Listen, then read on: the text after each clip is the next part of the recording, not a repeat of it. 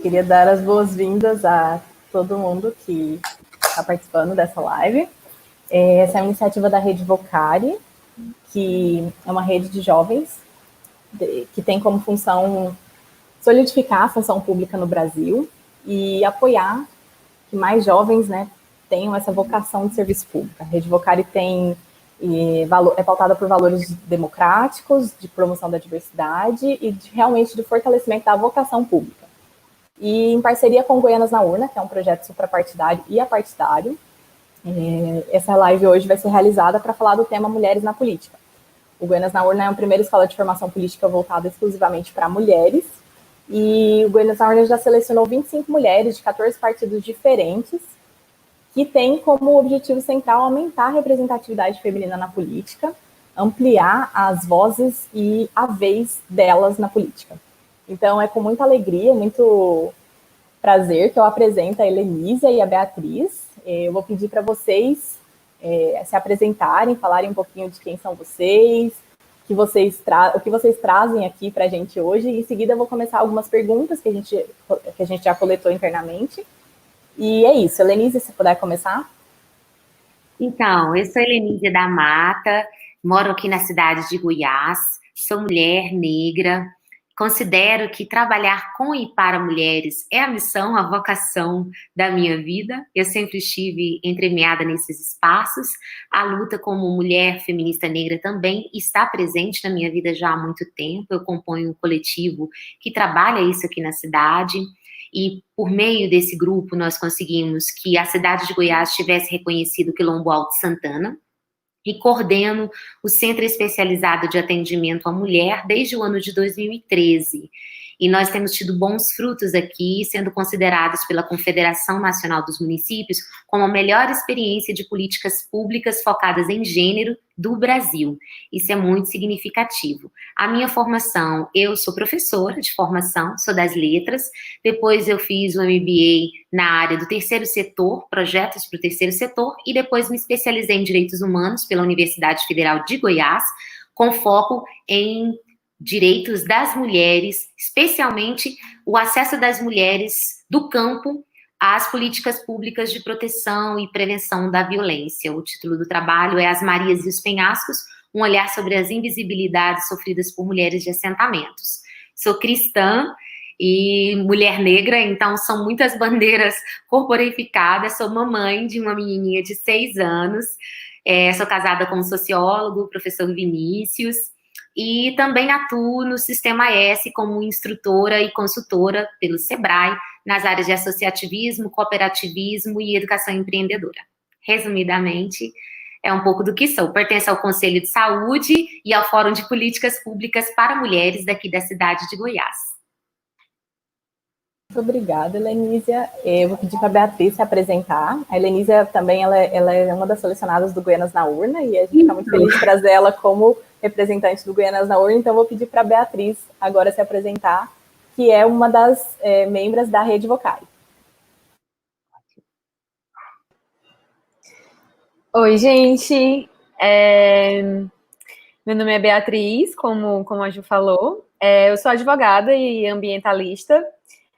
A minha carreira começou, na verdade, como pesquisadora internacionalista, porque eu pesquisava sobre direito internacional ambiental, e isso me levou a frequentar conferências da ONU, principalmente nas temáticas de mudanças climáticas e desertificação.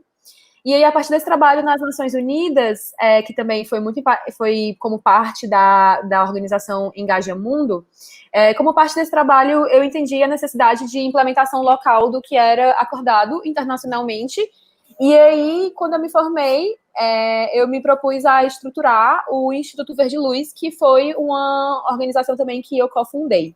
Então, eu fui presidente do Verde Luz durante 4 anos, e nesse período eu trabalhei desde gestão até marketing, até ativismo, enfim, tudo que vocês puderem imaginar. Trabalhar no Verde Luz, você se torna uma pessoa meio que faz tudo. E aí, eu saí da presidência, atualmente estou no conselho da organização, e estou me preparando para fazer mestrado, dar seguimento à carreira acadêmica nesse momento, e atualmente também estou na Comissão de Direito Ambiental da OAB, aqui no estado do Ceará. E Estou trabalhando com comunicação, então estou amando fazer essas lives. Também estou com alguns projetos de podcast que vem por aí. E meu Instagram também, estou trabalhando bastante nele para justamente trazer essa participação das redes sociais para a gente falar de política nas redes sociais. Então, estou nesses projetos aí atualmente e é um grande prazer estar aqui. Muito obrigada pelo convite.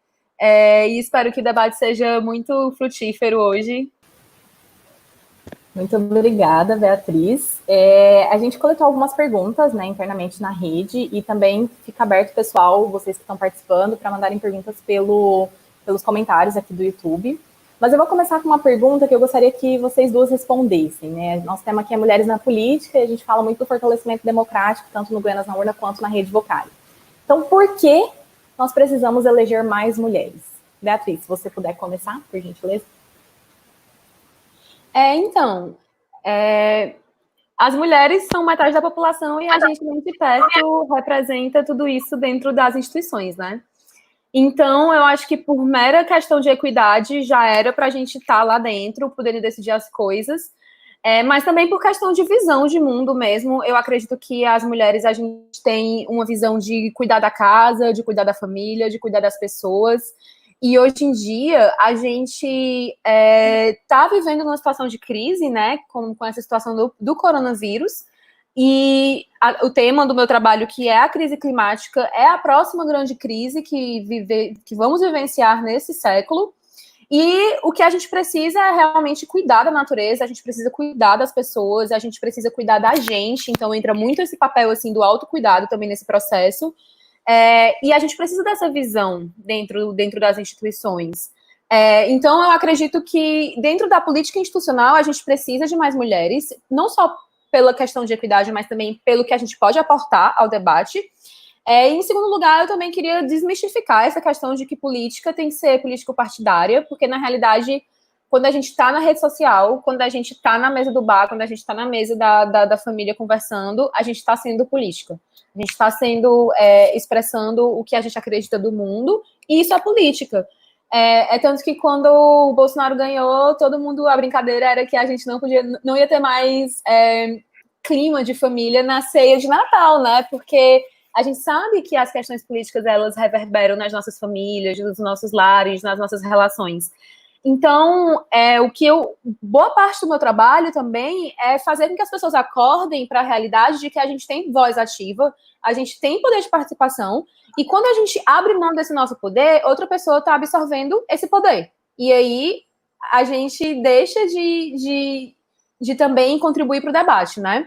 Então, eu acredito que a gente precisa de mais mulheres na política, sim, e a gente precisa de mais mulheres participando dessa política, dessa macropolítica, dessa política aí que é de todo mundo para todo mundo, e para a gente debater os temas que a gente mais necessários da nossa sociedade.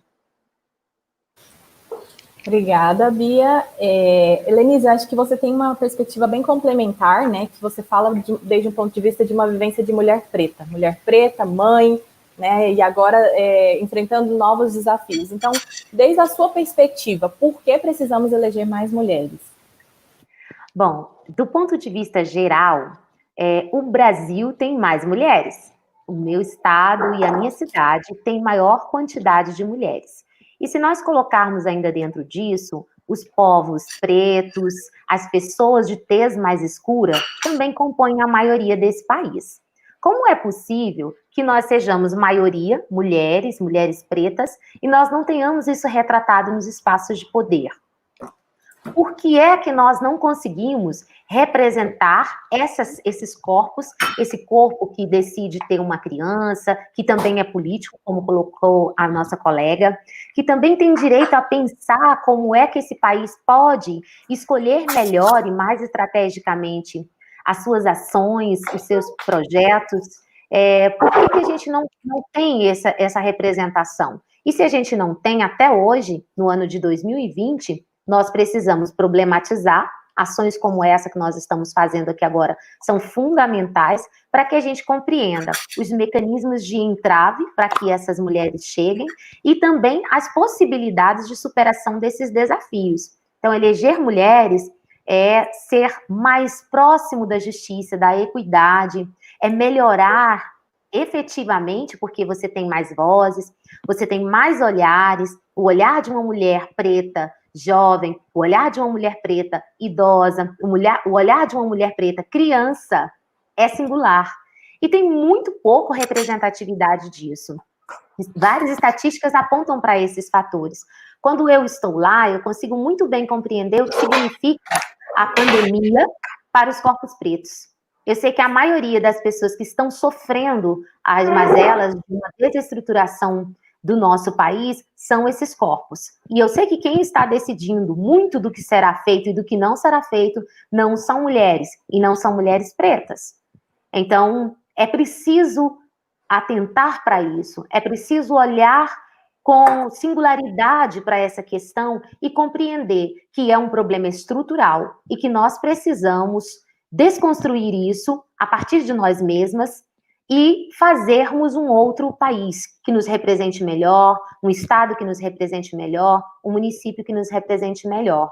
É muito desafiador você ter um problema lá na sua comunidade, lá no quilombo, lá no assentamento, ou na periferia de uma cidade, e sequer ter a condição de chegar e pensar, poxa, eu vou falar com fulana ou com fulano, porque essa pessoa tem proximidade com o que eu vivo, compreende, seja por estudo ou por prática, ou os dois, viver aquela prática e depois teorizar, pesquisar saídas a partir das teorias diversas para a solução de problemas. Então, eleger mais mulheres e tornar isso um lugar onde represente melhor a sociedade que nós temos, é sim um avanço, representa sim mudanças dentro de uma estrutura que é maciçamente branca e masculina. Muito obrigada, Lenise. Eu acho que é bem complementar, né, a visão de vocês duas. E você trouxe bem essa questão de ser um desafio estrutural, né? E aí eu queria perguntar para as duas também, quais são as principais barreiras que vocês enxergam hoje? Então, quando eu falo barreiras, eu falo de barreiras formais e informais para o acesso dessas mulheres aos espaços públicos de poder, né? Então, trazendo um exemplo, né, o Senado foi ter banheiro feminino apenas no ano de 2015. São barreiras mais do que explícitas, mas do ponto de vista de vocês, onde estão também essas barreiras que a gente fala de informais, né, que não são tão objetivas? Se você puder começar, Helenísia. Ah, sim. Então, vamos começar do ambiente doméstico. Quando nós somos crianças, nós já somos educadas para pensarmos o ambiente da casa. É nosso labor, é nosso trabalho, saber cuidar, sentar direito, e fazer comida, e fazer a cama, e apoiar a mãe nas diversas funções que ela ocupa. Isso, por si só, é um desafio. Veja bem, são 19h15 da noite, eu tenho uma criança de 6 anos. Eu preciso, minimamente, depois de ter trabalhado às 8 horas do dia, atendendo mulheres, pensando ações, participando dessa campanha de X na mão, que chama atenção para outros espaços de pedido de socorro. Eu trabalhei o dia inteiro com isso, mas eu tive que pensar no café da manhã, no almoço, no banho da minha criança, na diversão, na aula online que ela tem, e no processo de alfabetização. E depois eu tenho que chegar e conseguir ter alimento para essa família, para essa criança, para mim mesma, e ter condições de chegar e participar desse ato político fundamental. Quantos homens tiveram um dia parecido com o que eu tive? Eu não sou uma mulher rica, mas eu tenho um teto todo meu. Quem já leu sabe muito bem a importância disso. Eu tenho trabalho, eu não estou com fome, e eu tenho um companheiro que compreende a importância de estar com criança. Eu tenho uma rede de apoio de mulheres que podem me apoiar e me assessorar, e também, como eu já relatei, tenho o meu companheiro.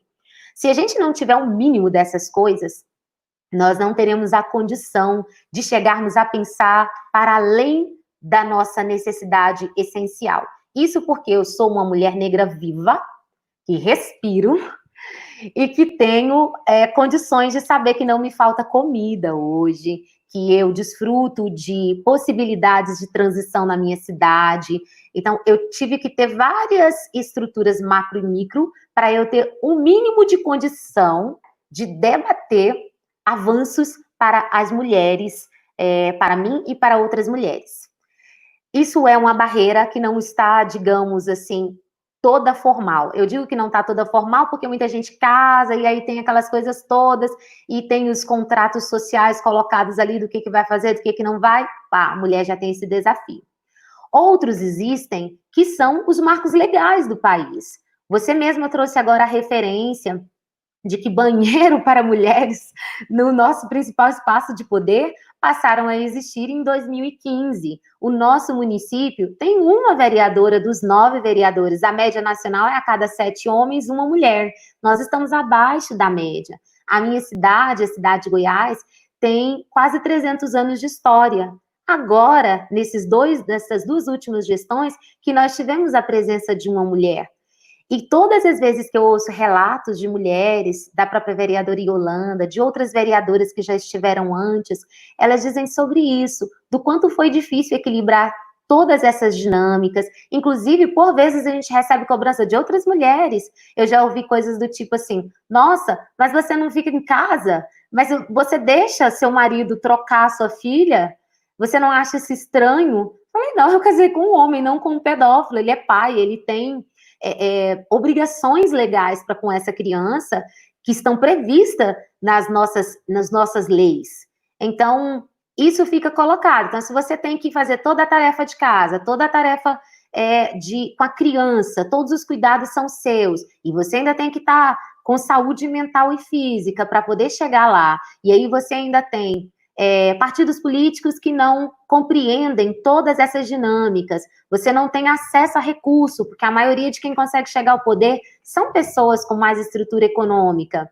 E se você tem tudo isso dificultando o domínio do poder econômico, o domínio do poder social, os entraves colocados para a gente como mulher, são muito maiores do que os homens. Eu falo assim, olha, uma forma fácil de você compreender isso é você fazer desafios assim, olha, hoje em casa, quem fez o quê? Quando você divide com um companheiro a casa, seja, não estou falando só como marido, mas seu pai, o seu irmão, fazem o quê para que você tenha tempo para investir na sua candidatura também? Não é só dar o nome, não é só dizer que vou, tem que ter toda uma estruturação, uma entrega para isso, uma entrega de tempo. E nessa dinâmica capitalista que nós temos de que tempo é dinheiro, sem esse tipo de visão, de participação mais colaborativa, é impossível a gente alcançar outros postos. Tanto é que as mulheres que ainda conseguem, quando a gente traz estatísticas, o Instituto Alziras, que é muito bacana, tem estatísticas extraordinárias, aponta isso. Mulheres que conseguiram galgar espaços de poder político, em geral, são brancas, não são mulheres pobres que tiveram uma estrutura, tiveram babá para suas crianças, pessoa para limpar a casa, tiveram, em sua maioria, não estou colocando como todas, apoios que não são acessíveis à maioria das mulheres do Brasil. Então, isso é um entrave, sim.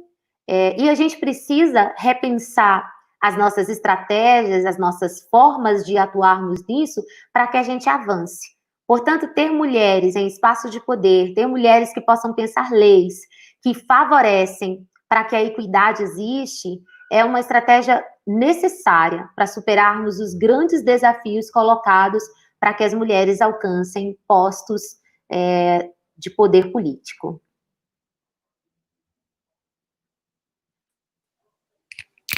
Oi, gente. Oiê. Eu queria começar realmente ressaltando, assim, esse recorte, porque realmente, assim, a diferença de trajetória da gente é totalmente diferente. Tipo, das dificuldades que tu me cita, eu não consigo, tipo assim, eu visualizo poucas, então também eu acho que esse recorte de quem são as mulheres na política é muito necessário para além do recorte de mulheres versus homens, né? Essa dicotomia, e a gente realmente passar a compreender toda a complexidade do assunto, né? E por isso eu acho que é tão importante a gente estar aqui conversando e trocando ideia, porque a pauta, ela é comum, é tipo mulheres na política, mas vamos olhar mais profundamente, vamos entender melhor como é que está se dando esse mulheres na política, né?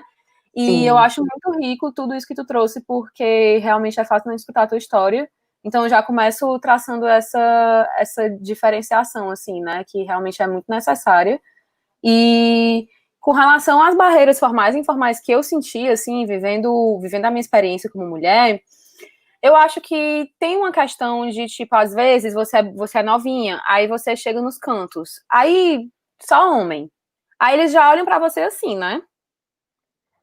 E eu acho também que outras experiências que eu vivi, além dessa questão de me sentir isolada, estando sozinha como mulher em espaços com homens mais velhos, eu acho que foi também essa questão de acho que essa questão de não ter entre as mulheres já é muito simbólico, porque a gente não se sente apoiada, a gente chega no espaço, é um espaço hostil, as pessoas conversam de uma maneira que, tipo, que você fica acuada, porque geralmente conversam cortando a sua fala, conversam não deixando você falar, e aí, enfim, só isso eu já acho, de espaço, assim, já acho uma questão bem barreira, assim.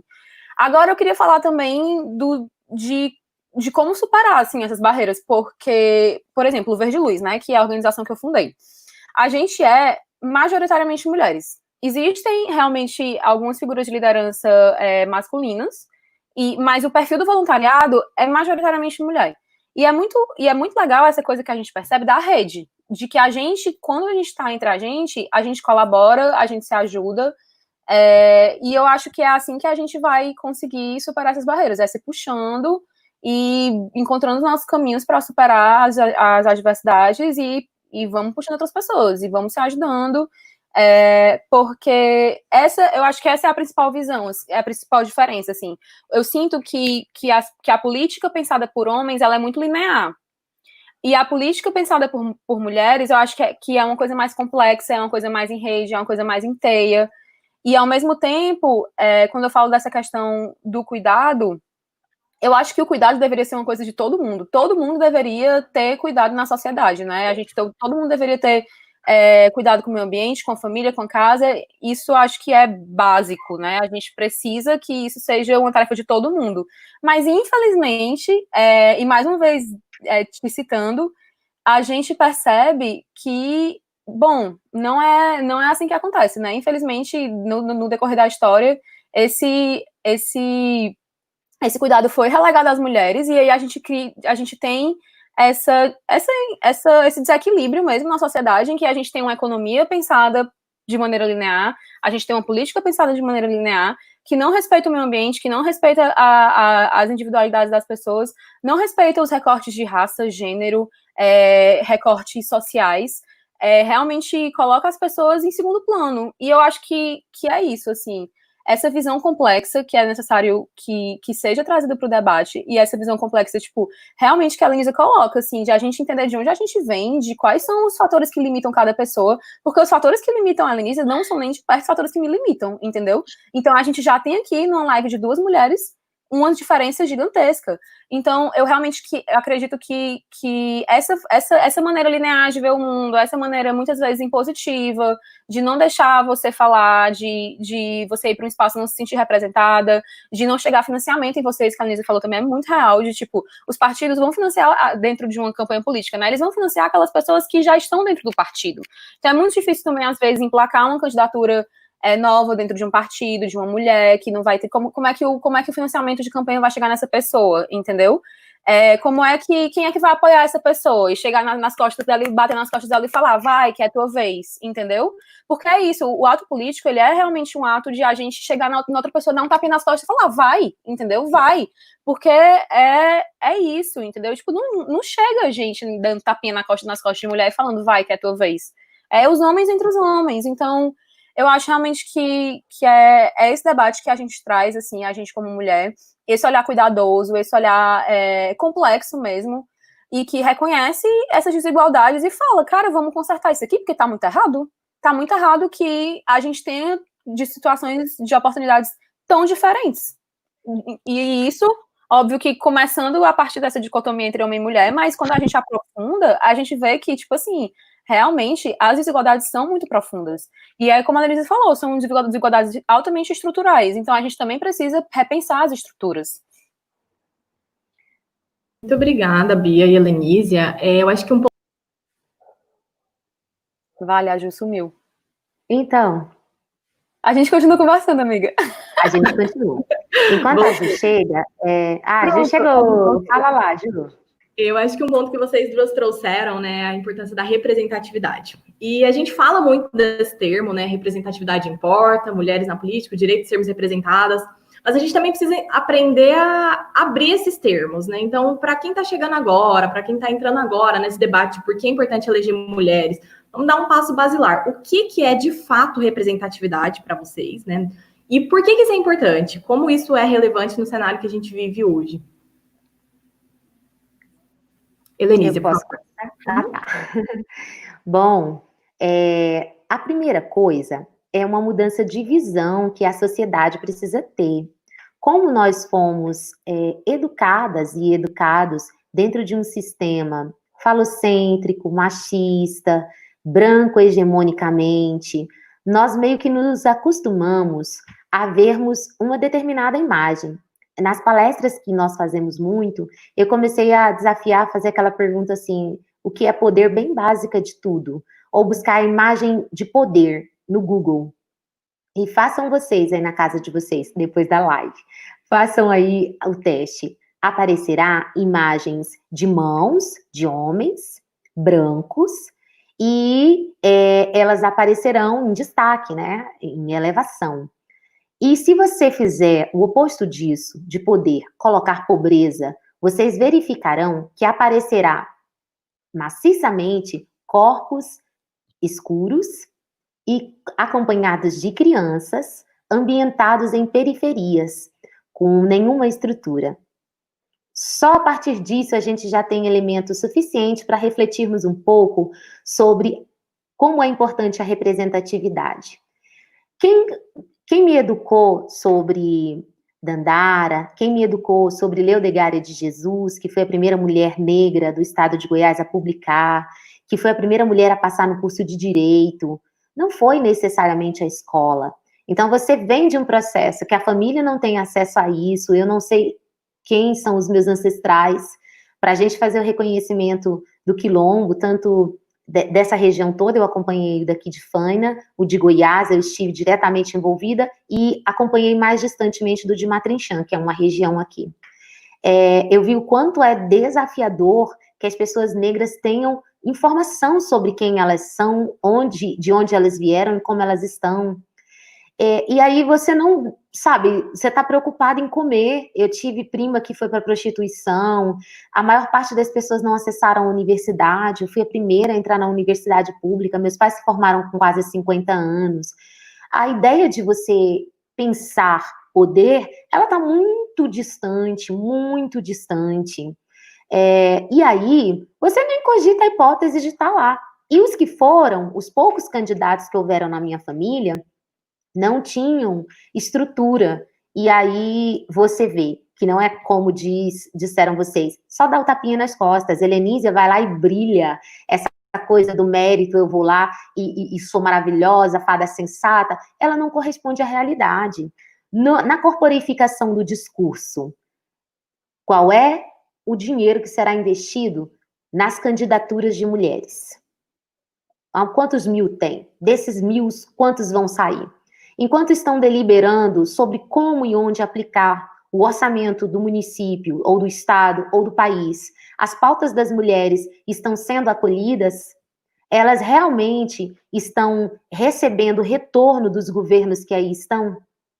Os vereadores, as vereadoras, porque não basta ser mulher, você precisa compreender quem você representa e o que você representa para não ficar na manutenção do branco poderoso e das mulheres retintas, escuras, em subalternidade. Você precisa ter o olhar decolonizado para compreender isso, para entender que não é só eu dar o tapinha nas costas ou disser, vai lá que é sua.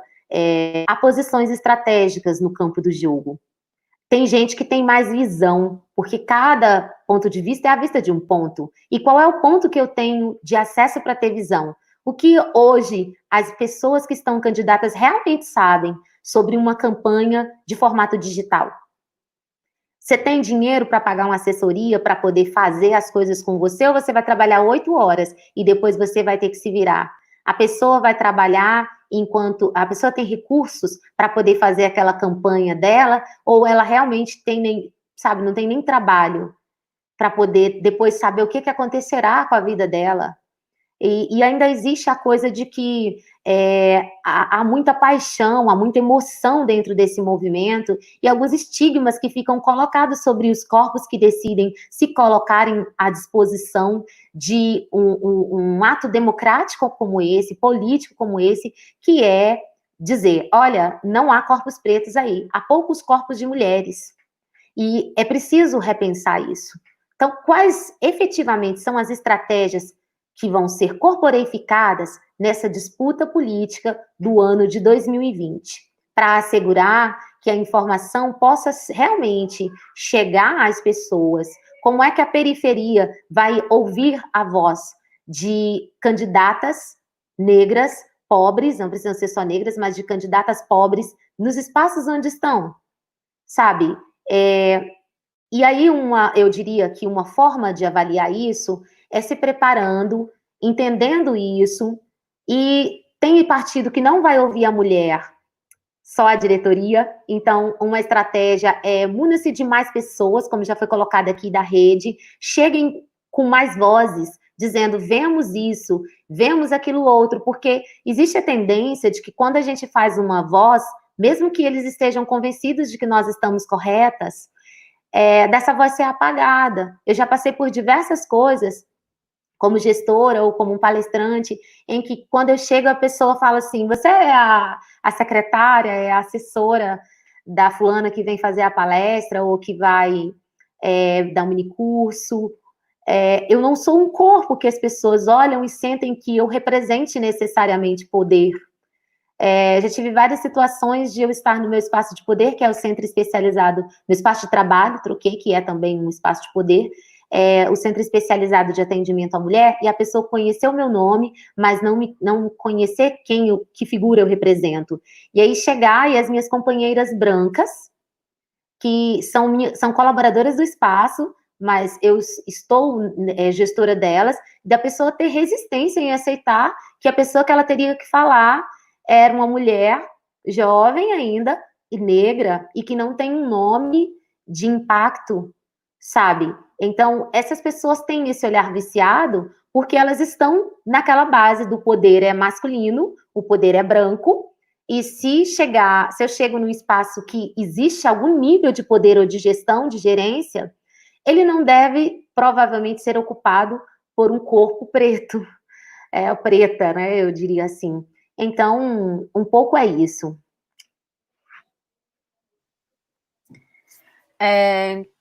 O que eu queria falar de representatividade é muito dentro de uma noção de território, né? Que a própria Lenise colocou, será que aquela ação que você está fazendo, quando você chega na pessoa impactada, aquela pessoa está de acordo com essa política pública? Eu penso muito em mecanismos de governança, de como é que a gente faz escutar as pessoas, e como é que os processos participativos, eles podem ser, de fato, deliberativos, porque eu já participei de muito processo participativo dentro de elaboração de política pública, elaboração de planos, e não sei o que, não sei o que, não sei o que, e conselhos, que aí o gestor chega, a pessoa que está responsável, o representante do governo chega e fala, a gente está aqui para escutar vocês, aí a gente fala, aí eles pegam, tiram um plano pronto, de dentro da gaveta e falam, tá aqui o que vocês acabaram de dizer. E eles não se dão o trabalho nem de tomar nota do que está sendo dito. Então, assim, eu acho que representatividade é também sobre a gente chegar nas pessoas e perguntar o que elas querem. E não só perguntar o que elas querem, mas informar, capacitar, dar condições para aquelas pessoas saberem, de conseguirem se manifestar de uma forma que seja coerente para a realidade delas e que seja também coerente com a realidade de uma política pública. Porque, voltando novamente para a fala da Helenísia, como é que você vai pedir para uma pessoa que passou o dia trabalhando, que chegou em casa, tem casa para limpar, que está numa situação completamente de sobrecarga e que não tem formação, o que é que ela quer num plano diretor? Vamos fazer oficina de plano diretor participativo. E agora vamos pedir para as mulheres negras da comunidade dizerem o que elas querem. Elas vão chegar lá e elas vão falar, é o quê, mano? É o quê essa história aí? Não entendo. E não é dado o tempo para entender, não é dada a formação para entender, e não são dados os recursos para entender. Então, quando a gente fala de participação, e quando a gente fala de democracia direta, e de mecanismo de participação, de governança, de processos participativos, a gente tem que ter muito cuidado para não cair numa falácia de legitimação de projetos que são os mesmos projetos de sempre, mas porque teve uma audiência pública, porque passou por um conselho, porque teve uma votação em que as pessoas não tiveram nem a oportunidade de se manifestar direito, agora é um projeto aprovado, e agora é um projeto participativo. Porque eu já passei na minha história como ativista por situações como essa, então, assim, eu acredito que representatividade também é sobre processos e é sobre existir uma estrutura de confiança que leve uma pessoa da ponta a tomar uma decisão que vá a dar uma opinião, a tomar uma decisão até mesmo de conhecimento, a pessoa ter conhecimento para tomar uma decisão que vá reverberar e que vá impactar toda a cadeia de decisões até a formulação da política pública e sua efetiva implementação. Porque também não adianta você ter a contribuição colocada dentro de um plano, e aí quando o plano vai ser implementado, aquela pessoa está sendo escutada dentro da implementação do plano, aquela ação que foi pensada, ela está sendo executada e implementada da maneira como ela foi pensada, e está sendo feita uma reavaliação de como essa política está sendo implementada, de forma que aquela pessoa novamente possa ser escutada, para que haja um mecanismo de conversa com a sociedade, para que as pessoas possam colocar as suas questões. Então, assim, eu acho que representatividade também é muito sobre isso, assim, sobre participação, mas não é qualquer participação, porque a participação, ela é um direito humano. Existem convenções de direito internacional que colocam a participação como um direito humano, mas não é qualquer participação, é uma participação informada, é uma participação com condições de realmente ter tempo, enfim. Então, o que eu estou falando é completamente complementar, né? E eu acho que é por aí mesmo, assim, a gente precisa fortalecer os processos, fortalecer as pessoas para a gente poder conseguir alcançar objetivos que sejam de acordo com a realidade das pessoas, que sejam de acordo com problemas reais e não problemas imaginários que enfim, eu acredito muito nessa função também social até da participação mesmo, e em mecanismos de governança que realmente levem a uma representatividade efetiva e não só uma representatividade de papel. Eu queria só dizer uma coisa enquanto a Ju vai chegando. Eu já participei da construção de plano municipal e já participei também como organizadora de conferências ou apenas participante mesmo. E eu endosso completamente o que você está trazendo, porque eu já tive situações em que eu peguei plano diretor, contei as pessoas que compunham a equipe, e não são pessoas pouco qualificadas, sabe? Gente com doutorado, gente que se diz voz da política pública, de heteroidentificação e tudo, e eu pontuei, eu falei, gente, de quase 20 pessoas, tem 2 pessoas pretas, nenhuma mulher, e vocês nem citaram nada sobre políticas pensadas a médio e longo prazo para as pessoas pretas. E eu vejo, assim, que nesse tempo que a gente vive, essa ideia de que passei carro de som, ou eu instalei faixas em determinados lugares, ou mesmo a internet, eu coloquei na internet, no WhatsApp, não é garantia de aderência, porque a pessoa está tão distante daquele debate que ela não se sente sensibilizada por aquilo. Para que algumas coisas acontecessem e fossem realmente mudadas na prática desses anos todos de 2013 até agora, eu percebi que é o lance do corpo a corpo. Tem que descer lá para a periferia, sentar lá com o povo, eles não vão na conferência, porque não são educados para isso. Então, a gente precisa da pré-conferência lá. Onde eles se reúnem? Na igreja? Vão para a igreja. Eles se reúnem para jogar futebol e tal lugar? Bora para lá. Não, eles só se reúnem para poder fazer roda de capoeira. Bora chamar roda de capoeira para o início dessa pré-conferência. O poder público, as pessoas que estão na execução das políticas públicas que precisam flexibilizar porque elas são servas dessas outras pessoas. Então, adaptar as estratégias é fundamental. Eu vou dar um exemplo aqui da política pública de atendimento à mulher. Quando eu cheguei para trabalhar no CEAM, os primeiros meses, nós tínhamos uma procura de, em média, uma mulher a cada 15 até 20 dias. era baixíssimo. E aí eu precisava entender por que as mulheres não se sentiam contempladas por um espaço que foi criado para elas. A cidade tem, o município tem 24 mil habitantes, mais ou menos. Está muito pequeno. Eu fui colhendo, né, as pessoas temiam que as conversas partilhadas com a equipe técnica tornassem públicas, porque eu vou encontrar essa pessoa no supermercado, eu conheço, sabe, o ano passado foram quase, a cada 2 dias um novo caso no município, então eu basicamente ando todos os dias e encontro ou agressor ou vítima. Como viver dentro desse espaço, mantendo a minha vida, e também as mulheres acreditando que lá era um espaço que elas podem chegar e participar. Foi no corpo a corpo. Inclusive, essa experiência vai para o livro da Confederação Nacional dos Municípios, que eles compartilham, reaplicam, o manual de reaplicação. Eu ia para onde tivesse mulher que pedisse ajuda. Se ela me falasse, eu quero conversar nesse primeiro momento, debaixo do pé de manga, eu caçava um lugar onde as pessoas não estavam nos vendo e fazia a primeira recolha da informação daquela mulher, e aí sim dimensionava ela para a equipe especializada. Corpo a corpo, uma por uma, até que elas começassem por si só a engajar no movimento e indicar outras mulheres. Mas houve uma necessidade de quem estivesse na gestão se predispusesse. E há também o fato de que nós temos uma prefeita. Então, uma mulher prefeita foi uma quebra de paradigma e que também colocou essa ideia de participação das vozes das pessoas, mais ampliadamente. Então, isso realmente melhora. Quando veio uma juíza para cá, nós tivemos o turning point. Que ela chegou e falou, você que é a Helenise? Eu falei, sim, doutora Alessandra Gontijo. Aí ela falou, eu quero falar com você. Gente, ela me serviu um café, eu tive um pequeno ataque. Porque, assim, em geral, era muito duro lidar com o judiciário. Eu falei, agora ela está me servindo café, essa mulher. Eu tive muito medo. Eu estou dizendo isso porque a gente precisa criar esse contato. Quando ela fez isso, primeiro foi o medo, depois a conexão. E aí eu falei, poxa, eu encontro nela a corporificação da sororidade.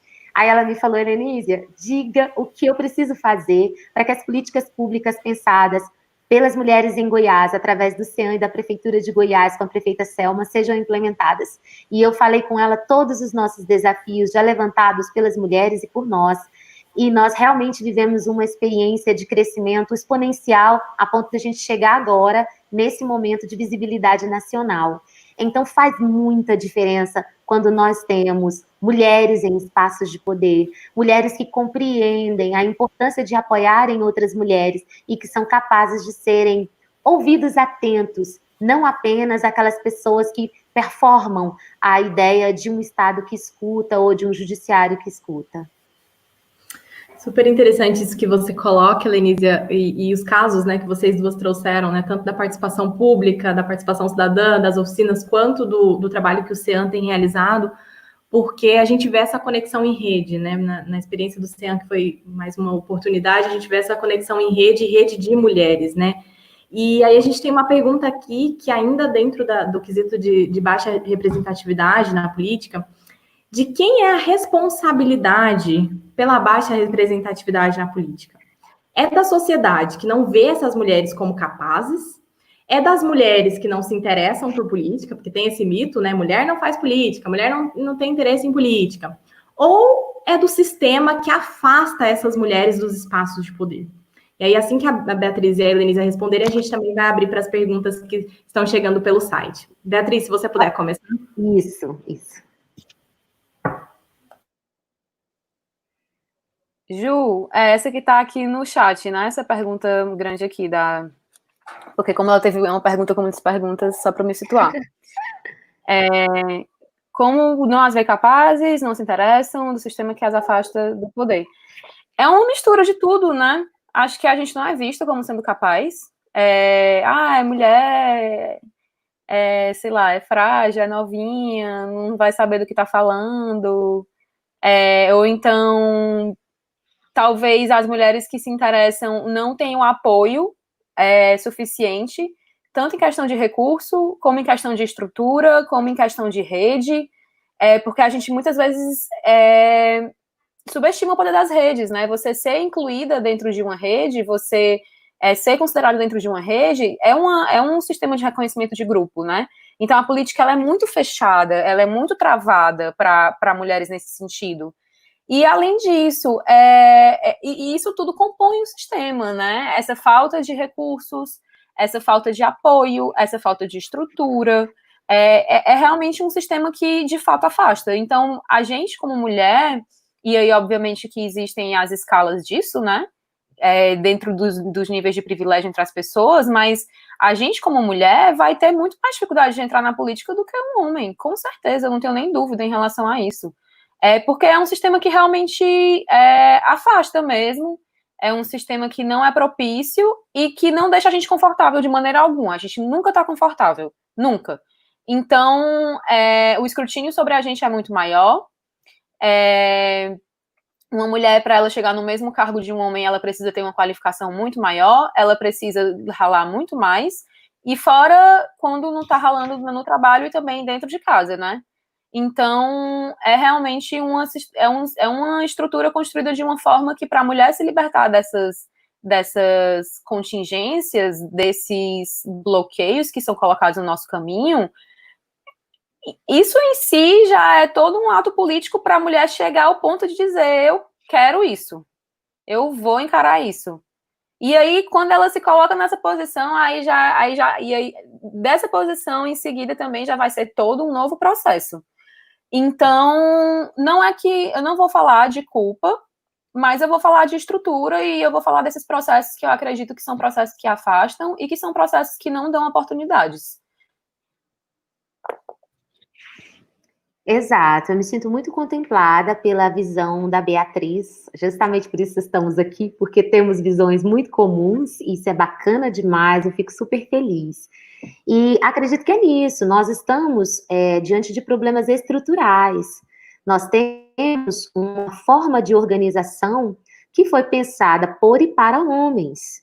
Então, mães criaram e ainda criam alguns homens achando que eles têm o direito de explorar até para além do mundo, até a lua, fazem desde as festinhas, balão, sei lá o quê, são coisas para que voem alto, e nós ainda estamos muito voltadas para o trabalho que não é remunerado, para o trabalho invisível, para o trabalho reprodutivo, ou aquele de, por trás de um grande homem, há sempre uma grande mulher.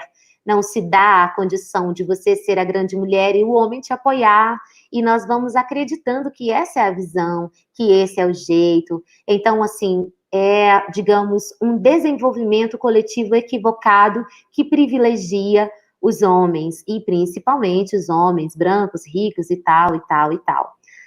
O mundo que nós encontramos já era esse. Nós podemos nos conformar com ele e sofrermos as consequências, ou, diante do sofrimento das consequências, nos colocarmos à disposição da mudança e irmos fazendo ajustes em nós mesmas, na nossa cosmovisão, e assim ampliando umas com as outras e alargando o olhar, porque é um sistema, o sistema faz justamente isso, ele continua produzindo e reproduzindo em larga escala e com aquele mesmo formato, enrijecido, endurecido.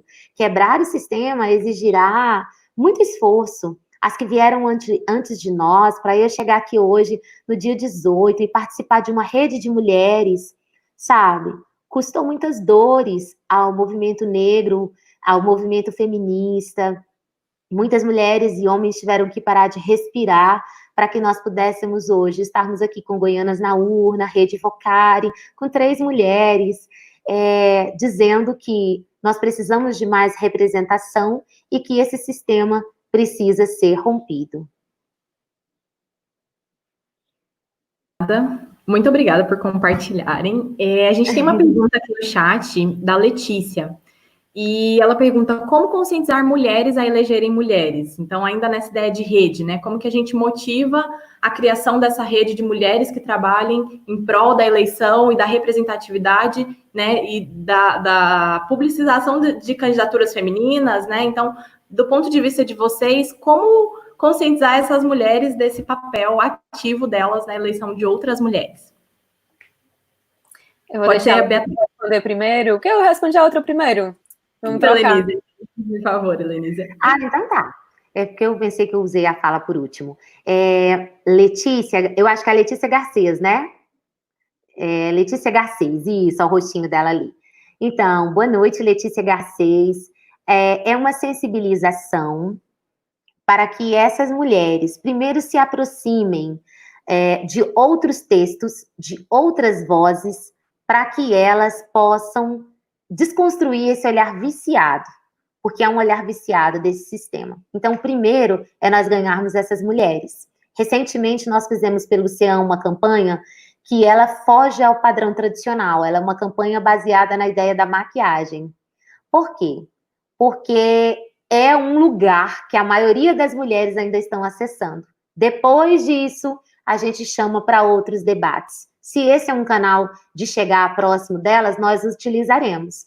Se colocaram para nós que nós só podemos falar sobre coisas da maternidade, nós vamos reunir mulheres que estão nesse momento de maternidade e nós vamos falar sobre isso, mas nós vamos falar sobre todos os desafios e sobre tudo que é negado. E à medida que eu falo que eu não tenho uma orientação devida para o puerpério, eu estou falando sobre política pública de saúde para a mulher. E desafio essas mulheres a pensarem em quem você votou. Quem você votou fez o que nesse último ano ou nos últimos anos para que a saúde pública voltada para as mulheres fosse melhorada? Quais foram as demandas que você apresentou e que essa pessoa que você apoiou na eleição, que fim teve, que resultado teve, né? Que retorno você recebeu? Eu acredito que é muito nessa dinâmica do corpo a corpo. Eu não acredito nessa ideia de você ficar distante, abstrato, falando só sobre isso. E quando eu digo corpo a corpo, não necessariamente tem que ser, hoje, num tempo de pandemia, pele a pele. Por exemplo, através de um instrumento desse, em que aqui estamos reunidas para fazermos uma fala que depois alcançará ainda mais pessoas, dizendo sobre a necessidade, tanto para homens quanto para mulheres, de que nós precisamos repensar os lugares onde as mulheres estão e como elas estão. É a sensibilização para que aí gere um novo padrão de comportamento, e ele vai ser duro mesmo, como tem sido. Nós que estamos executando políticas ou trabalhando coletivamente, nós sabemos que não é fácil, que é muito desafiador. E à medida que a gente vai sensibilizando uma mulher para dizer, olha, quando você avalia o resultado do trabalho de uma mulher, você está fazendo uma leitura misógina, ou você está fazendo uma leitura que é essa leitura técnica do trabalho de qualquer pessoa. Porque, em geral, quando a gente vê os ataques às gestoras, eles estão muito dentro desse campo, sua vaca, vou fazer isso é falta de macho, para isso, para aquilo outro. E muitas vezes repetido por outras mulheres, como eu trouxe no começo, dizendo quantas vezes na minha vida eu já ouvi que eu estava perdendo a melhor parte da maternidade porque eu não estava todos os dias com a minha filha. Mesmo que dentro do meu ambiente familiar isso já tivesse resolvido, eu tive que ouvir várias vezes isso, de pessoas, de outras mulheres, não de todas, mas que diziam sobre isso, né? Que, olha, você é um ponto fora da curva. Então, quando ela diz isso, eu tenho a oportunidade de debater com ela. Quando eu vou lá e vejo que um monte de mulher não está sendo sabotada no acesso ao auxílio emergencial, eu digo, olha, você sabe que isso é uma postura machista daquele cara que só nesse momento reconhece que ele é pai dessa criança e vai lá e solicita? Então, como é que a gente tem que lidar com isso? Como é que nós vamos enfrentar? A minha estratégia é essa. A partir dos problemas que estão colocados, eu problematizo com elas, e aí levo para um campo teórico, quais outras mulheres estão dizendo isso, amplio a roda com mais mulheres, olha, siga fulana, converse com Beltrana, faça isso, faça aquilo. E isso é um convencimento mesmo, dia a dia, porque eu também esse foi o percurso que eu recebi. Eu tive professoras, eu tive mulheres próximas, eu tive minha mãe que dizia, você pode ou não ter um companheiro, mas vá lá e construa a sua história. E aí, uma a uma, nós vamos desconstruindo, porque é cabeça por cabeça que foi feita dentro desse modelo. Então, utilizando os diversos lugares, as diversas estratégias, seja um vídeo, seja um encontro, a gente vai problematizando. Eu acho que uma boa maneira de conscientizar mulheres a elegerem mulheres é por meio da representatividade.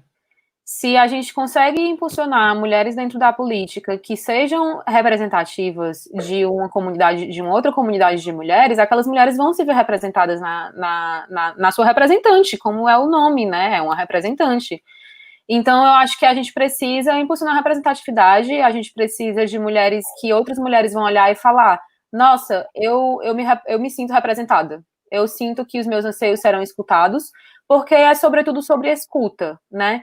É sobre a gente saber ter esse olhar atento, e esse olhar de muitas vezes entender que, bom, a gente pode não estar concordando, a gente pode muitas vezes falar de lugares diferentes, mas o importante no final é que todo mundo se escute e que saia uma síntese. Porque política é sobre isso, é sobre diálogo e é sobre pessoas se escutando. Então, eu acredito que no momento em que uma mulher ela olha para outra mulher e ela sente que com aquela mulher ela pode falar, e aquela mulher vai escutar e aquilo vai sair algo concreto, haverá uma síntese, haverá uma proposta, haverá uma solução, é nesse momento que a gente consegue construir as soluções que vão quebrar essa estrutura que, como a gente vem falando durante toda a live, é uma estrutura que para as mulheres ela é opressora. É uma estrutura que vai afastar mulheres da política. Então, eu acredito que a melhor forma de conscientizar é realmente a mulher se sentir representada. Muito obrigada pelas colaborações de vocês. E isso me traz muito de volta para o propósito do Goianas na Urna também, né? Que é criar essa rede de mulheres que estão conscientes em eleger outras mulheres. Dentro do Goianas na Urna agora tem uma campanha, né, em 2020, vote em mulheres. E aí, eu tenho uma pergunta aqui que eu queria fazer especificamente para a Helenísia, depois eu queria fazer uma outra para a Beatriz, mas, Helenísia, como você enxerga a importância desses movimentos, como Goianas na Urna, Vote Nelas, Elas no Poder, outros movimentos que estão surgindo, né, no Brasil, que têm o foco em impulsionar a candidatura de mulheres? Como você enxerga isso dentro do jogo democrático? Qual a relevância desses movimentos? Nossa, eu já até escrevi alguns depoimentos sobre isso. Juliana, tem sido um oásis, para falar a verdade, porque aquela ideia de rixa o tempo inteiro entre candidatas, ou mesmo entre mulheres, ela é desconstruída o tempo todo dentro desses coletivos, e a convocação é para a capacidade de juntas nós exponenciarmos o trabalho umas das outras. Isso é muito singular. Eu aprendi muito, muito, muito, muito nas experiências que eu estou tendo e ainda terei dentro desse grupo. A capacidade de ver como algumas manas estão vivendo esse processo eleitoral, pré-eleitoral, dentro de uma situação de pandemia, o acesso a conteúdos internacionais, nacionais, porque, assim, da minha dinâmica do interior, não é muito fácil você ter acesso a todas as coisas o tempo todo. A curadoria realizada pelo Goianas na Urna é uma curadoria prestimosa, muito assertiva, entre mulheres que já viveram experiências e aquelas que estão ainda construindo. Essa capacidade de troca é algo muito maravilhoso. Eu até, numa das lives, chorei falando sobre isso. Falei, eu quase nunca sou cuidada. E ter esse lugar onde eu possa ouvir coisas que corroboram para o crescimento da luta das mulheres, e, claro, eu estou nele incluída, fazem muita diferença para o meu viver. A minha própria postura, a segurança de poder olhar e falar, olha, quero escrever tal texto, você pode olhar para mim, você pode me sugerir um texto sobre isso, como é que eu observo melhor sobre lei tal. É fantástico, é maravilhoso. E para quem está no interior, é ainda mais difícil acessar isso. Muitas vezes você não tem um projeto de extensão de universidade que contemple isso, ou você não tem gente, assim, com tanta disponibilidade, e vivenciar isso está sendo extraordinário. Além, é claro, da corporificação do discurso de sororidade. Ali é um lugar onde você tem as evidências, eu sempre digo, uma forma boa de avaliar se nós estamos crescendo ou não, nós como mulheres, agora eu falo de mulheres, com mulheres, para mulheres, uma forma de nós avaliarmos se nós estamos crescendo na nossa capacidade de trabalharmos juntas umas com as outras, é observarmos os frutos. Não é um problema a gente ter visão diferente, mas é um problema a visão diferente impedir qualquer ação ou sabotar a ação de outra pessoa. Então, encontrar diversidade e encontrar respeito, qualificação do discurso, nesse momento tão desafiador para as nossas vidas, tem sido acalentador, esperançador, e eu recomendo, assim, eu acho que essa formação ela deveria acontecer para todas as mulheres. Acho que deveria ter, as universidades deveriam ampliar isso para dentro dos projetos de extensão, o ensino médio deveria apropriar-se de conteúdos sobre isso, porque nós teríamos aí uma grande reviravolta, nós não teríamos que lutar contra tantas pessoas. Essa ideia de uma sobe e puxa a outra, realmente é experienciada lá. E eu fico muito grata, muito feliz por estar caminhando, aprendendo com vocês. Eu aprendi a usar essa ferramenta da live hoje, com vocês, com todo cuidado e zelo. Então, é muito significativo. Muito obrigada.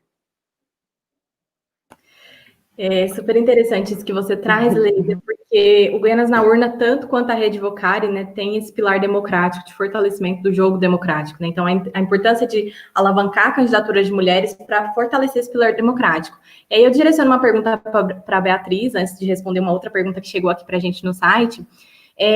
Bia, nas eleições de 2016, o TSE apontou que cerca de 16 mil candidatos tiveram a votação zerada. Dentre esses 16 mil candidatos, 14.417 eram mulheres. E aí nós temos um super indício, né, um indício muito forte de que muitas dessas mulheres concorreram para que o partido burlasse a lei, as famosas candidaturas laranjas. E aí eu queria trazer, né, para você, Beatriz, uma pergunta, uma provocação de como combater essas candidaturas laranjas. Bom, eu vou trazer de novo para a participação. Se a gente, como cidadã, não chegar num partido desses e perguntar quem são essas mulheres, por que elas não têm votos, quais foram as estruturas que vocês deram para que elas se candidatassem, cadê o recurso, é realmente um trabalho de se importar com as coisas e ir até o fundo. Da mesma forma que a gente, por exemplo, no Verde Luz, a gente teve uma experiência que a gente usou o portal da transparência para saber como era que estava sendo aplicado o recurso do Fundo de Defesa do Meio Ambiente. E aí a gente descobriu que o recurso do fundo estava sendo desviado na sua finalidade. Estava indo para a reforma de praças. E a gente denunciou isso.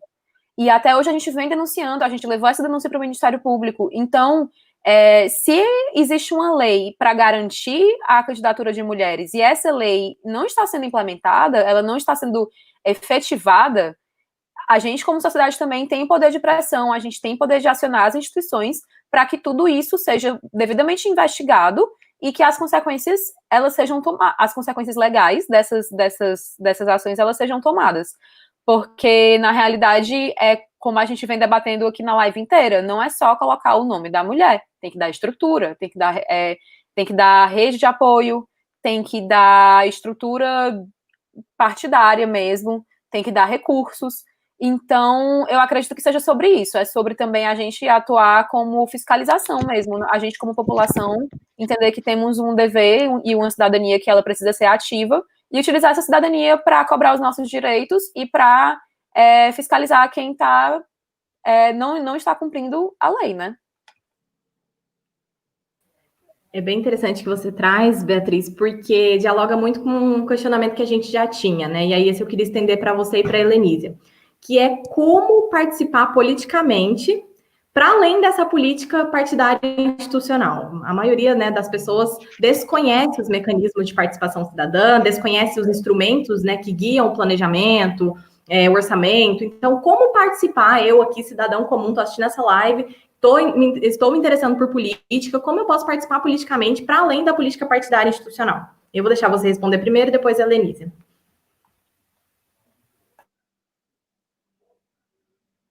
Eu primeiro, né? Beleza. Eu acredito que é se informando. Eu posso falar aqui de conselhos, eu posso falar de conselho de unidade de conservação, posso falar de plano diretor participativo, eu posso falar de audiências públicas, eu posso falar de você chegar no seu vereador e no seu deputado estadual e acompanhar o que essa pessoa está votando na Assembleia e na Câmara, Eu posso falar de assistir TV Câmara para acompanhar as pautas de votação. Tem muitos mecanismos. Os mecanismos, eles são inúmeros, mas a questão é quem tem condições, e aí eu coloco realmente quem tem tempo e quem tem esse privilégio de poder acompanhar a política com tempo, realmente utilizar isso a favor da coletividade. Porque é muito isso, assim, tipo, é muito sensível essa questão da participação, porque, como eu falei, a participação, ela precisa ter condições. A pessoa precisa ter tempo, a pessoa precisa ter recursos, ela precisa ter informação para participar. Então, são problemas estruturais que precisam ser resolvidos para poder dar estrutura para as pessoas poderem participar. Então, é realmente uma questão muito profunda. E a contribuição que eu quero dar é falando do meu lugar, porque se eu tenho tempo e eu tenho estrutura para acompanhar certas pautas, e eu tenho paciência, e eu tenho essa capacidade, eu tenho que usar isso em prol da coletividade, porque não adianta a gente dizer que a gente tem privilégio e pronto, ficou por isso mesmo. O que é que eu estou fazendo com o meu privilégio? Então, eu coloquei para mim a pauta de meio ambiente, porque e a crise climática, porque são pontos que me tocam, no sentido de que são pontos extremamente transversais também, que vão tocar a todo mundo, inclusive de maneiras completamente... Os impactos das mudanças climáticas, eles são completamente diferentes, né? As pessoas que menos causaram o problema vão ser as pessoas que mais vão sofrer. E é um recorte étnico, racial, social, de quem vai sofrer esses impactos. Então, eu me vejo muito nessa posição de que, bom, esses impactos, eles provavelmente não vão chegar tão pesados em mim. Então, se eu tenho mais condições de agir para prevenir essa crise, ou para que quando essa crise ela chegue, as pessoas tenham condições de se adaptar, então eu vou pegar as ferramentas que estão ao meu alcance para poder colocar tudo isso em ação em prol da coletividade mesmo. Então, eu acredito que eu já citei várias. Porta da transparência, dá uma olhada no orçamento do município, sabe? Ver o que é que tá indo, para onde está indo o dinheiro dos fundos, ver para onde é que está indo o dinheiro do recurso público. A gente tem também esses instrumentos de participação direta, audiências públicas, conselhos. É possível você chegar num legislativo e perguntar o que é que está acontecendo ali dentro.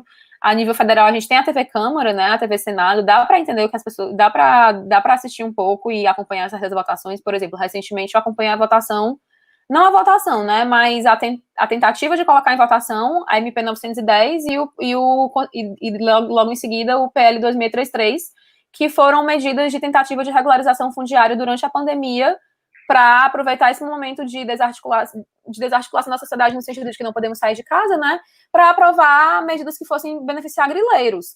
Então, a gente fez movimento de rede social, a gente levantou hashtag no Twitter, pressionamos por meio... Os artistas se juntaram e aí pressionaram também. E aí, por conta de toda essa pressão que foi colocada pela sociedade, esse PL ele não está mais em pauta e ele vai ser votado somente após a pandemia. Por quê? Porque é necessário que a sociedade se mobilize. Mas para ter mobilização precisa de energia e as pessoas precisam estar dispostas. Porque são mecanismos que você não aciona só uma vez, você tem que aprender como é que aciona. E aí eu acho que se juntar a movimentos mais articulados, eu acho que essa função do coletivo é muito importante. Aqui em Fortaleza a gente tem o Fortaleza pelas Dunas, que é uma campanha em defesa das nossas dunas, a gente tem o Instituto Verde Luz, que é um guia ambientalista da qual eu faço parte. Nós temos o Greenpeace Fortaleza, temos várias articulações de meio ambiente às quais as pessoas podem se somar. E aí dentro da sua pauta, quem é que está lutando por aquilo há mais tempo, quem é que tem histórico, quem é que tem construção naquilo, e vamos somar esforços, porque é sobre somar esforços. É sobre realmente a gente acreditar em alguma coisa e ir até o final, e não parar no meio. E realmente utilizar as ferramentas que estão ao nosso alcance. Se a sua ferramenta vai ser a sua rede social, use a sua rede social. Se a sua ferramenta vai ser a conversa de almoço com a sua família, use a conversa de almoço com a sua família. Se vai ser a mesa de bar, use a mesa de bar. E a gente precisa estar levando isso para a nossa vida mesmo. Então, eu gostaria de concluir como eu comecei. Somos seres políticos. Precisamos nos reconhecer dessa forma. E precisamos entender que tipo de política a gente está fazendo. A gente está reproduzindo uma política que já existe, ou a gente está pensando numa política nova? Ou a gente está realmente pensando nas outras pessoas, tentando incluir aquelas pessoas que foram historicamente colocadas de fora das nossas estruturas. E para romper estruturas, a gente precisa de tempo, a gente precisa de trabalho. Então, nesse sentido também, eu queria concluir pedindo que a gente se mobilize. Se você tem grana para doar, doe. Doe para uma campanha. doe para uma campanha de uma pessoa que você acredita que é representativa para você. E eu falo isso para nós, mulheres, e óbvio que, mais uma vez, trazendo todas as diferenças de privilégio e de interseções que existem nesse recorte de mulheres.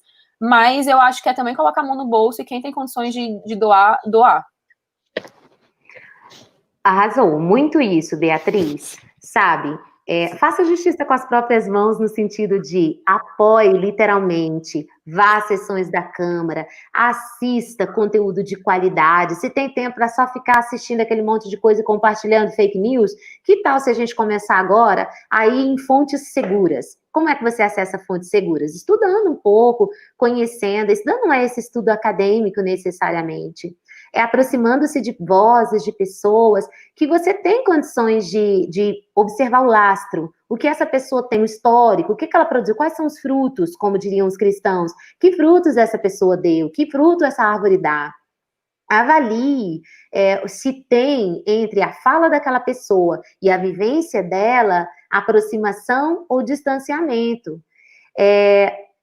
Participe das associações, gente. Como eu já vi associação de bairro que você chega assim, a pessoa não vai lá nunca mais.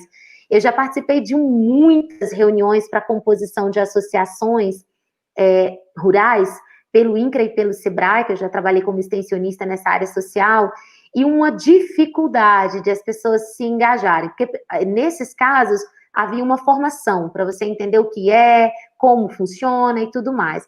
Mas, assim, a cultura da solidariedade, a cultura do trabalho coletivo, ela ainda precisa ser, digamos, fomentada, a gente chama de cultura da cooperação. A cultura da cooperação, ela realmente precisa ser acolhida. Você coopera de todas essas formas já citadas pela Beatriz, você coopera quando você liga para a Mana e diz, olha, Mana, eu sei que você tem criança, eu sei que você tá com perrengue aí, com tudo isso, estudando, sei lá o quê, eu posso limpar sua casa, tem coisa que é só isso, você não tem dinheiro, você não tem uma plataforma digital que possa significativamente ampliar, mas você pode limpar a casa de uma Mana. Eu lembro de um dia com uma colega minha, eu falei, olha, eu não sou exatamente boníssima nisso, mas se você quiser, eu levo um prato de comida. Ela ficou emocionada, ela falou, nunca imaginava que você ia falar aquilo. Como eu também, algumas mulheres, quando eu mandei o link, né, aí eu recebi o print que ela falou, olha, eu distribuí para 200 e tantas pessoas. Eu fiquei assim, uau, né, ela investiu o tempo dela. Eu estou vendo várias outras pessoas compartilhando nos stories, né, fortalecendo. Isso é a forma de impulsionar a voz das mulheres, é uma forma de impulsionar. Rejeite essa ideia de sabotar uma outra mulher. Avalie os discursos que vêm para poder desestruturar. Avalie porque as coisas têm dois lados, elas têm duas possibilidades. Estamos num grupo que eu pertenço aqui, que é de igualdade racial, e uma das coisas que nós discutíamos era justamente o uso de uma figura negra e qual o impacto do uso daquela figura negra, se ela fortalecia ou se ela enfraquecia a imagem das mulheres negras. Vai produzir uma arte? Pense sobre isso. Qual é a sua intencionalidade? Aquele espaço pode impulsionar uma mulher cadeirante, um corpo obeso, pode valorizar uma outra estética que não seja só essa caucasiana, dessa mulher branca, Barbie, modelo Barbie, ou se ela for mulher Barbie, eu não posso, por isso, rejeitar a possibilidade do crescimento dela. Eu preciso, com ela, avaliar o peso das escolhas dela para ela própria e para as outras mulheres também. Eu penso que é muito isso, muita capacidade de empatia, de se perceber, porque quando eu avalio assim, olha, tá tendo uma sessão na Câmara, não vou assistir novela, ou sei lá, vou ficar aqui de bobeira na rede social. Eu estou abrindo mão de um direito. E, às vezes, abrir mão daquele direito pode custar muita coisa para você, para o seu filho, para a sua velhice. Então, é necessário pensar, quem dá um nome para um conselho e não vai, e não dá quórum, para um fórum e não dá quórum, você está empobrecendo os instrumentos de participação política. Quando você diz, eu vou votar nulo, não vou votar em ninguém, você não está fortalecendo quem tem uma história boa, porque não é possível que não tenha nenhum candidato, nenhuma candidata com o mínimo de condição de chegar até lá. E se não tem, talvez seja o caso de você própria se colocar à disposição e fazer aí a mudança. É bem isso, sabe? De perceber a sua autorresponsabilidade para aqueles e aquelas que já enxergam. Para aquelas e aqueles que ainda não têm alcance, é meu papel, é seu papel, avançarmos no diálogo. Eu nem vou usar a palavra debate, porque às vezes ela fica saturada. Então, eu vou usar mesmo essa palavra, o diálogo. Vamos tentar compreender por outros ângulos aquela vista.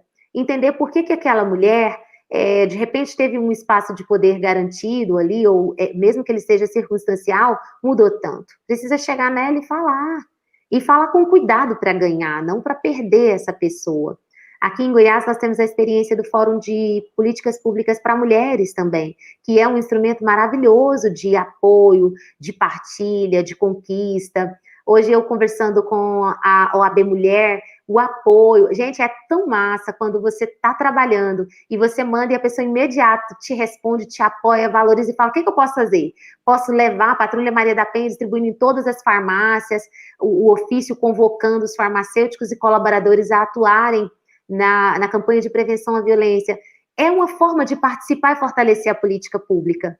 Eles simplesmente poderiam dizer, não vamos mexer com isso não. Mas ela falou, não, eu vou ficar até a noite. Eu vou ficar para além do meu horário de expediente normal. Eu vou usar o meu lugar para ampliar e fortalecer as outras mulheres. Então, quando eu vejo a Rosilene falando isso, quando eu vejo a Aline, psicóloga do CEAM, preocupada, olha, Lenise, manda mensagem, boa live, a Cláudia manda, olha, Lenise, eu lembrei da sua filha. São pequenos gestos, não necessariamente eu estou partidariamente contribuindo, mas eu estou fortalecendo cada mulher dessa que impulsionou a Beatriz, a Juliana, ou que participa da Rede Vocari, não está necessariamente dentro de um partido, mas está fazendo mudança, está se colocando à disposição da movimentação política, as voluntárias do Goianas na Urna e de muitos outros espaços também estão promovendo mudança, estão contribuindo para a mudança, estão fortalecendo nossas vozes.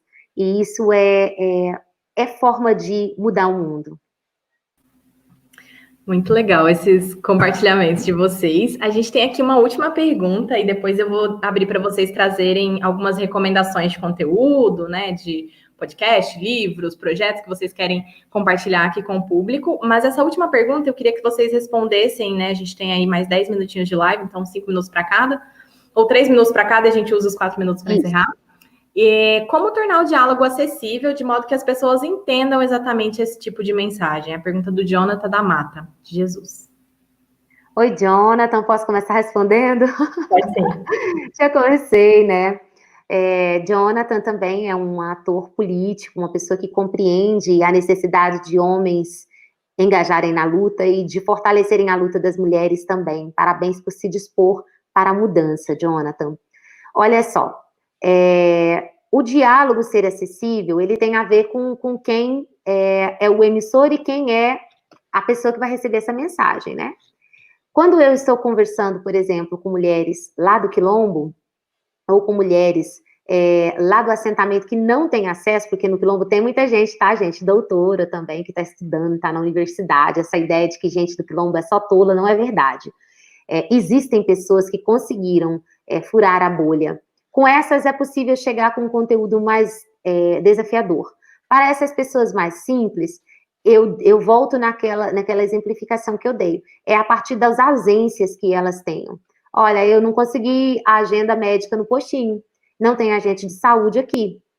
Eu fui tantas vezes lá no dentista e não consegui. Eu preciso de uma psicóloga e eu não consigo. Ou eu tive muitas dores de parto e a pessoa me disse, você fez, então agora você tem que dar conta de parir. A partir desses dizeres, dessa vivência, é possível dizer para elas que tudo isso que elas sofrem ou que elas se beneficiam estão pautadas pela questão política. São políticas públicas que estão ausentes ou presentes. Então, para mim, eu estabeleço um diálogo com pessoas muito simples, de qualquer espaço que seja, a partir dessas ausências que a pessoa percebe na cidade. Olha, tem uma praça aqui? Não tem por quê. Por que a coleta de lixo aqui não se dá do mesmo modo como se dá em tal e tal lugar? E depois eu pergunto também, quando você foi à Câmara? E você não foi por quê? Porque existem esses muros simbólicos. E se não foi por quê, existe um modo de eu convidar a Câmara de Vereadores para poder ir lá para aquele bairro? Para poder ir para dentro daquela comunidade ribeirinha? ou para o quilombo, ou para o assentamento, porque é preciso também demandar para os dois lados. Não é só um canal que está impedido. Se a pessoa não tem acesso à internet, eu vou ter que criar uma outra estratégia para acessar essa pessoa. Eu diria que, em síntese, é isso.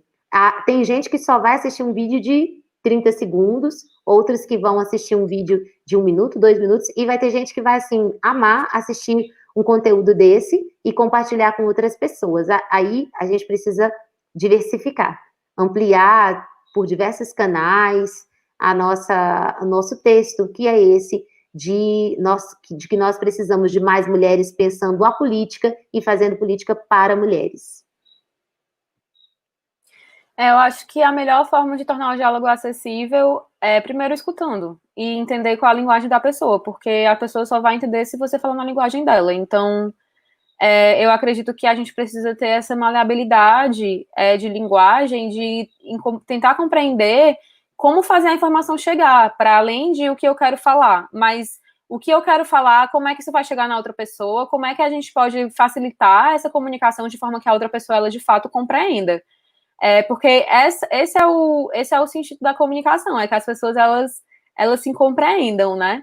Então, eu acredito que várias maneiras de simplificar. Se a gente quer falar com jovens, e o jovem está na rede social, como é que é a linguagem daquele jovem naquela rede social?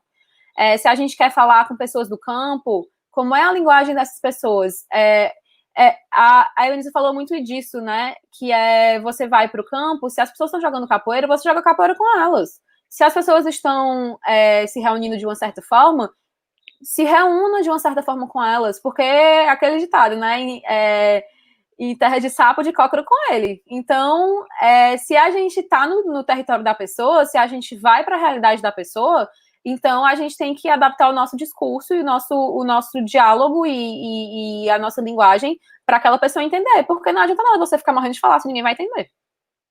Então, terminei de responder a pergunta, né? Mas vou passar aqui para algumas considerações finais. Eu queria muito agradecer por esse debate, para além de ter tido a oportunidade de expor minhas ideias, aprendi muito, muito mesmo. E queria agradecer a Ju pelo convite. Gente, esse projeto é incrível, continuem.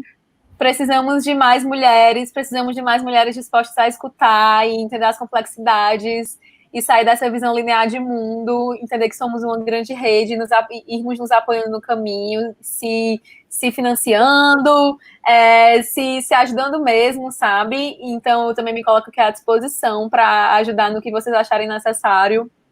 E realmente agradecer mesmo pela experiência, pelo diálogo, por tudo que eu pude aprender também. E recomendar aqui um podcast que eu escutei e achei muito legal, que é o podcast Olhares, e aí é o episódio 62, Mulheres na Busca pelo Espaço Político, que foi uma recomendação de uma amiga minha que me passou e eu adorei, eu tô recomendando aí para vocês. E se vocês quiserem se aprofundar um pouquinho na questão da crise climática e entender um pouco melhor sobre esse assunto, que já é mais aí na minha área, eu gravei um podcast também, no Intercast, que é o podcast do JEDI, que é um grupo de pesquisa da UFC, que é a Universidade Federal do Ceará, né? E aí também falei um pouquinho sobre crise climática. E me sigam no Instagram, por favor, Bia Azevedo, e aí é um pouquinho difícil esse arroba, mas eu vou explicar, Bia AZVDO. Esse Z e esse V são meio que mudos, assim. O Emily vai deixar aqui nos comentários tudo. Do podcast e o Instagram. E valeu. Também...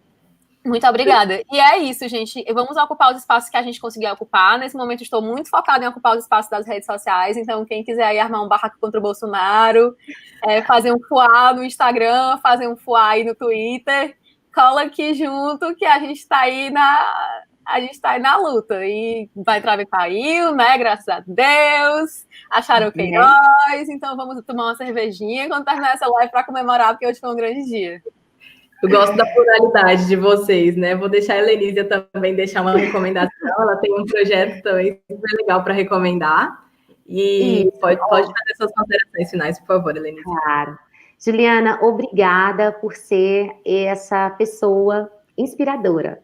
Eu já te disse isso outras vezes. Eu me inspiro muito no modo como você é. Eu desejo muito que a minha filha seja bastante parecida com você, porque eu considero uma forma muito bacana de ser e estar no mundo. Nossa, Elvia e Vera arrasaram muito.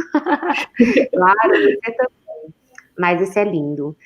Beatriz, é um prazer te conhecer, ouvir esse sotaque, sabe? Que coisa boa. Eu quero agradecer à Rede Vocari pelo cuidado. Gente, eu estava muito tensa com essa história de live. E tá tudo tão cuidado, tão respeitoso, que eu me sinto assim muito emocionada de conseguir ter a minha voz ampliada com a voz de outras mulheres em um canal tão respeitoso, tão cuidado. Isso é maravilhoso. Vontade de abraçar muito vocês todas e todos. E sim, eu tenho algumas recomendações. A Prefeitura de Goiás, através do Centro Especializado de Atendimento à Mulher, participou do Prêmio Municiência, já está entre os 10 finalistas, e até o dia 15 de julho é possível votar nas experiências, são 10 selecionadas, a única na área de políticas públicas focadas em mulheres é a nossa, está aí, aqui embaixo, o link onde você pode votar. Se você escrever no Google também, votação Prêmio Municência, vai cair, você verá lá a CEAM, Centro Especializado de Atendimento à Mulher, e a prefeita Selma, falando sobre essa experiência. É maravilhoso estar no município chefiado por uma mulher. Eu me sinto muito grata de pertencer a um município que tem, em sua maioria, mulheres nas pastas de secretaria. Só podia ser coisa de mulher.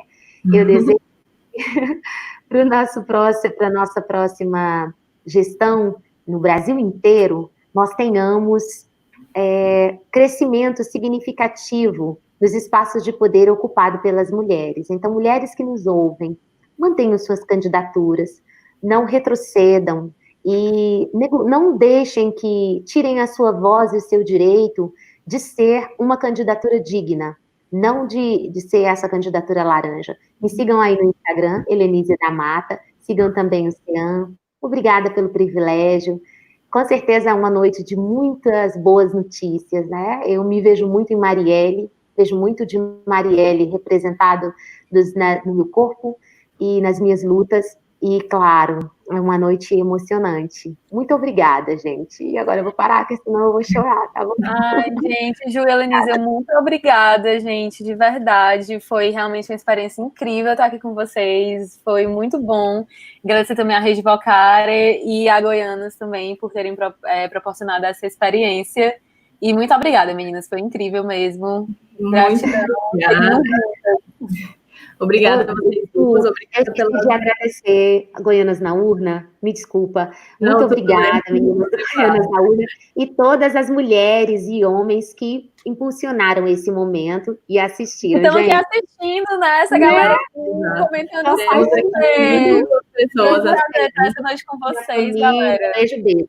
Todo mundo. Muito incrível. Obrigada a vocês duas, né? Temos aqui 22 pessoas assistindo. A gente chegou no pico de 41 pessoas. E para mim, é muito grande moderar esse debate com vocês duas. Um abraço, boa noite a todas. E grande abraço, gente. Um beijo. Tchau.